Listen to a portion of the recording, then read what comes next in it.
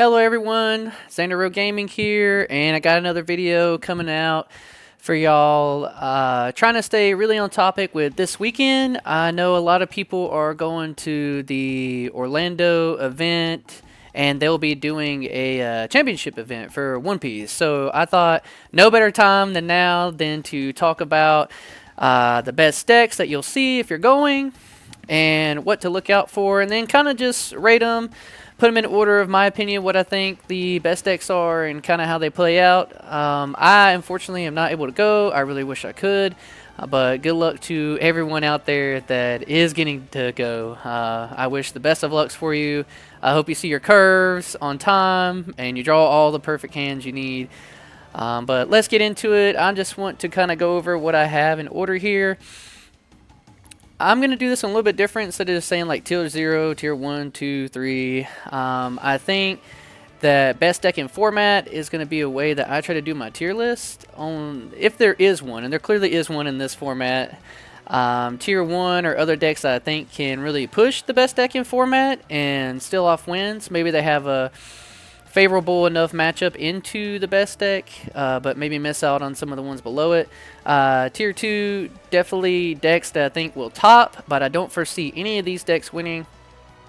And then a Gatekeeper deck may not always come up in a lot of these tier list videos I try to do for y'all, but I think there is one in this particular set and format, and most people probably know who he is. Or maybe have a different opinion about what the Gatekeeper deck is. And then outside looking in are just decks that are maybe popular and definitely meta decks, but that I don't think will win the tournament. That doesn't mean that you won't see it and it might not be at the top tables at the end of the tournament, but just one that I think that may be a little too inconsistent to play. But let's just knock this one right out of the way. Best deck in format is definitely Dofi. Menace, super strong, super consistent, puts a lot of pressure on your opponent. If you are going to this event, you need to make sure that you can beat Dofi, or you at least feel comfortable playing into him, and you know his plays, and you know his outs. But at the end of the day, I think if the Dofi player sees their cards on curve, they're going to win the game. It's such a strong deck.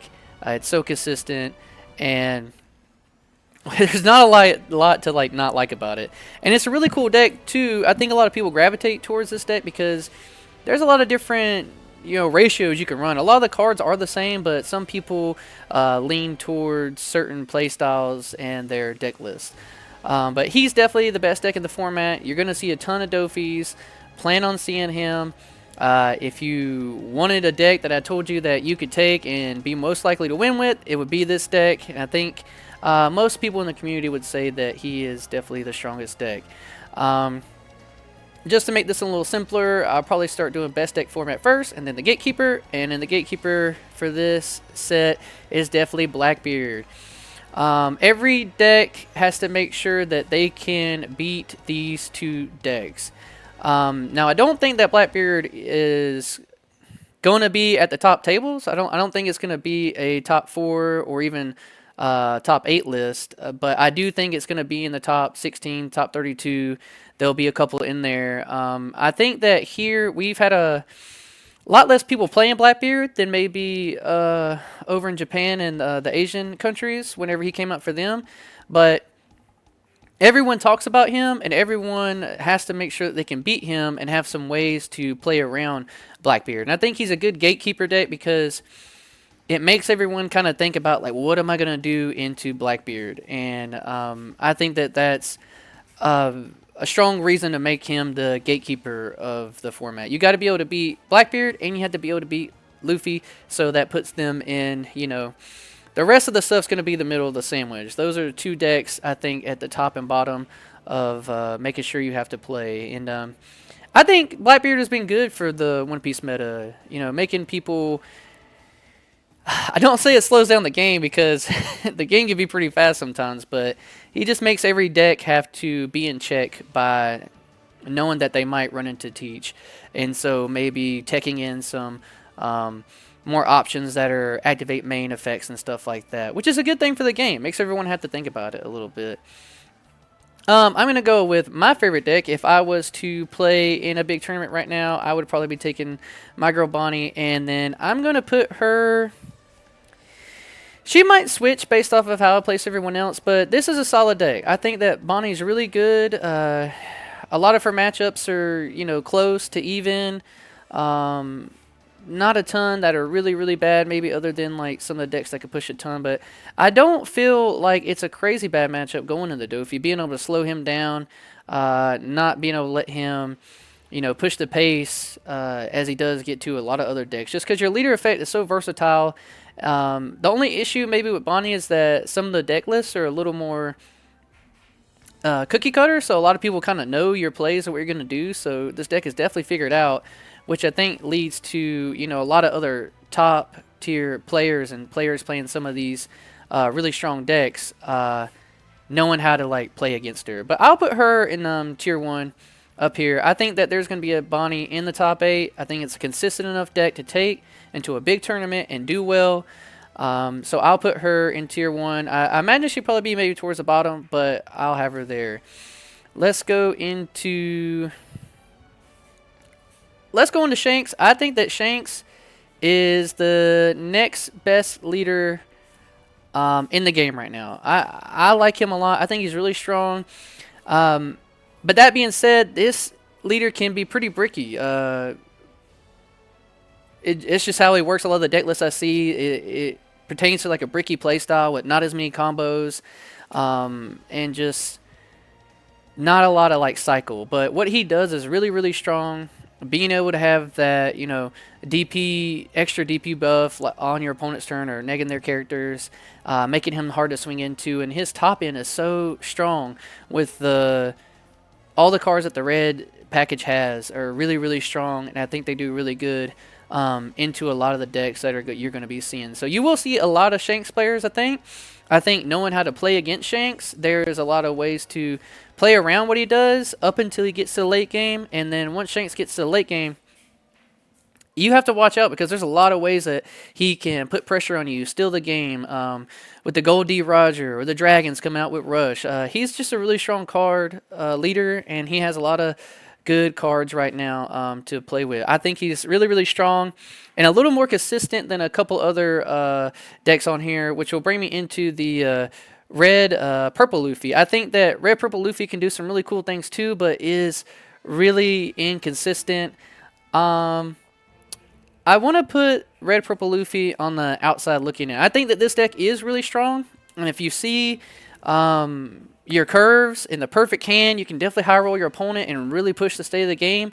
But I think it's a little too inconsistent to take to a big tournament and try to do really well over. I'd imagine this tournament probably be at least 8 rounds, probably more than that, probably maybe up to 9 or 10, depending on how many players. I'm not sure if there's a cap or not. There definitely is. I just can't remember what it is. But I think that it's a little too inconsistent. Now, granted, this deck is a really strong deck. I only put a couple of decks on here because I only wanted to talk about the strong meta decks. And I do think that Red Purple Luffy is a really, really strong deck. But just compared to some of these other decks in a big tournament format, I think that he has a little harder time being consistent enough to win some of these matchups. And I don't think that he does well in the Blackbeard. That's kind of up for grabs. And then I think Dofi just does what he kind of does, but just way more consistent, way faster, and way better. There may be someone who sees fortunate matchups. I mean, sometimes that happens. You go to a big tournament, skill plays a big part, your mindset, your preparation plays a big part, and your luck. It is a card game after all, and if you dodge some bad matchups and you high roll a lot, I could see, Red Purple Luffy, making it into a top 8, but maybe only 1, and the representation will be low. So that's why I kind of have him on the outside looking in. Maybe 1 sneaks into the top 16. I'll just go with another one I think that's looking in. We're just going to put Nami here. I think that Nami is really cool, and it shows from the sim that a lot of people are still playing her, and she has some really, really good matchups and some really horrible matchups. And I think that over a big tournament like this, that she's just not going to do well. I don't think that there'll be one in the top 16, maybe in the top 32. But there's always Nami players that surprise you, because there's people who are on Nami excuse me, and they love her. They're going to play her forever, and those are the people that make Nami stand out. But I think those players are the exception. I don't see her doing very well. I'd actually put her on the bottom of this list. I'll put her behind the Luffy for sure. Next, let's go into... We'll go into Enel. I think Enel is really good and set up here. But Enel is waiting for some cards that we know have come out. And I think once those cards come out later, Enel will be... I'll say it now, hot take. I think Enel will be tied for best deck in format with Luffy once we get the new cards. So later on. But we're talking about the meta now and where he's at now. And I think he's a really strong leader. I think that... Nail players are really, really good with him. But over a big tournament, which is what this is going to be this weekend, I think that he can be a little inconsistent. And then Enel really lives off of what is in his life, what your triggers are, how many good triggers you get. And I think throughout a long tournament, that might bite a lot of Enel players in the butt. And then especially with, you know, Shanks having cards that just let him win the game if you block or do anything like that with people... being down to 0 and stuff. So I think he just unfortunately has like some bad matchups, especially into with Teach. But I think that he does well enough into other matchups to put him into this tier 2. I definitely wouldn't put him on the outside looking in.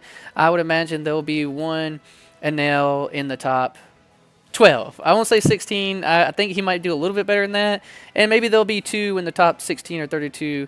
I think usually a lot of players, when they get ready for events, that's when some Enel players show up and really show what the leader can do. Really solid leader.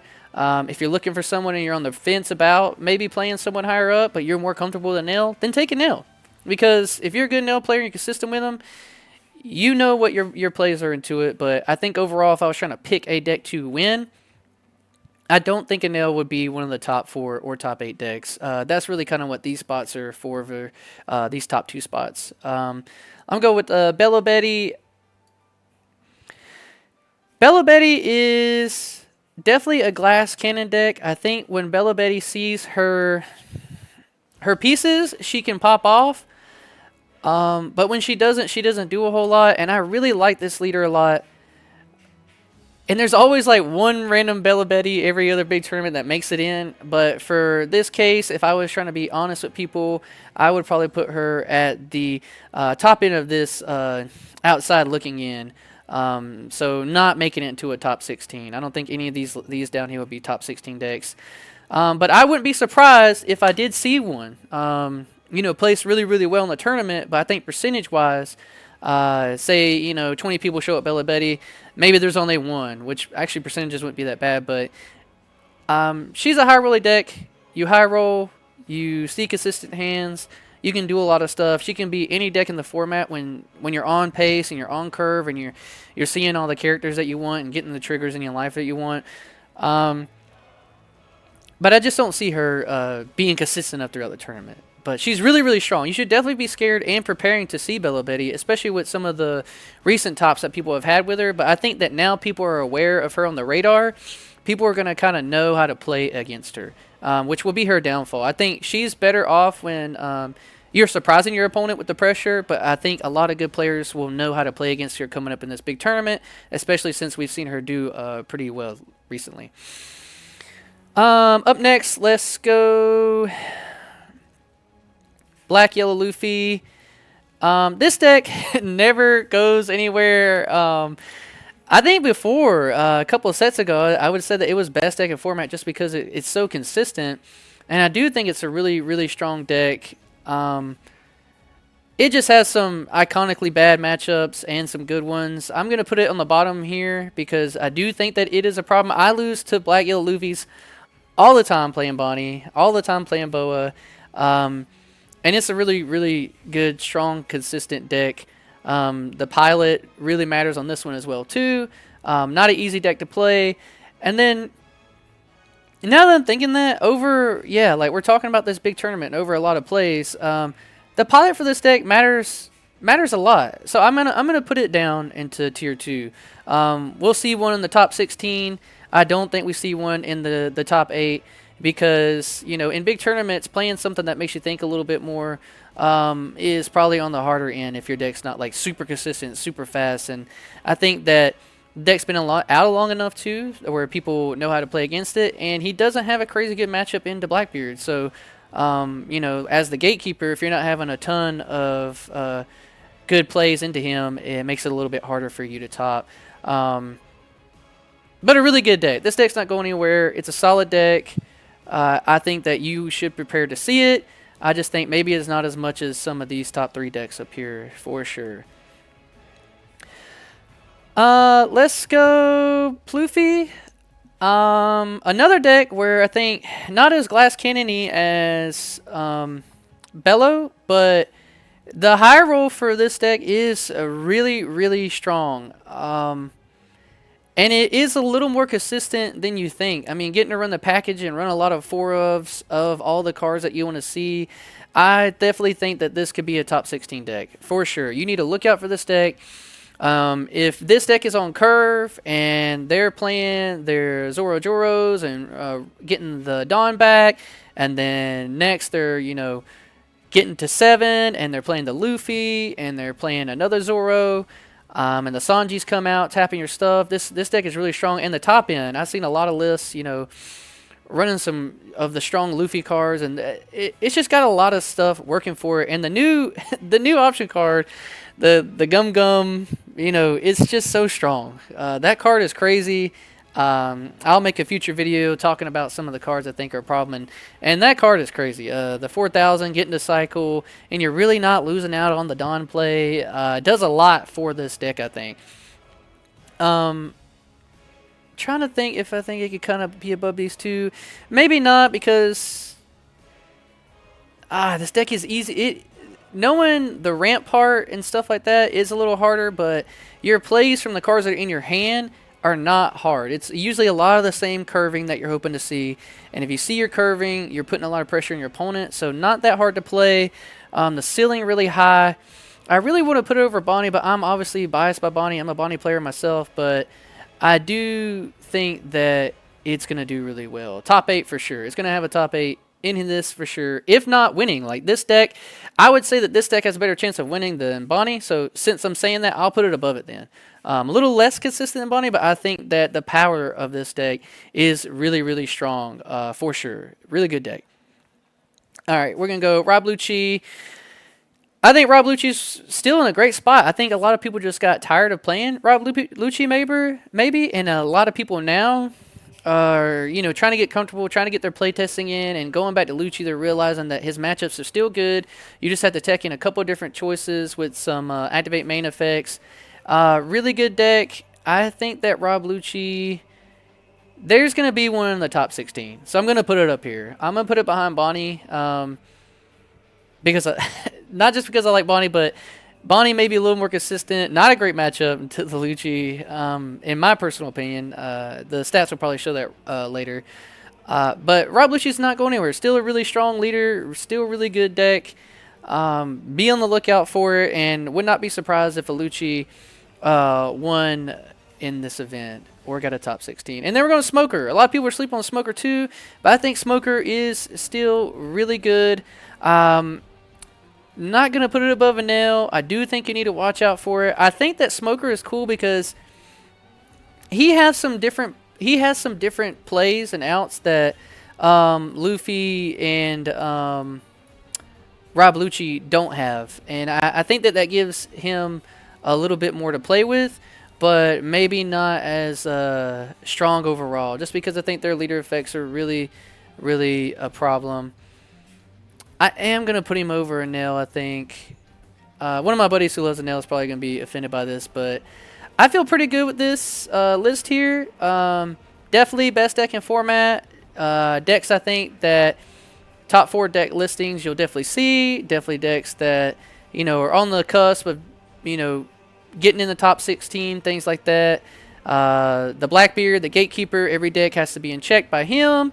So top 16 for sure. And then these decks, I think, are top 16 looking outside looking in, trying to come in. But be prepared for all these decks. Look up some deck lists. Know your plays, know your outs. And good luck to everyone that's playing this weekend. I hope that this helped you.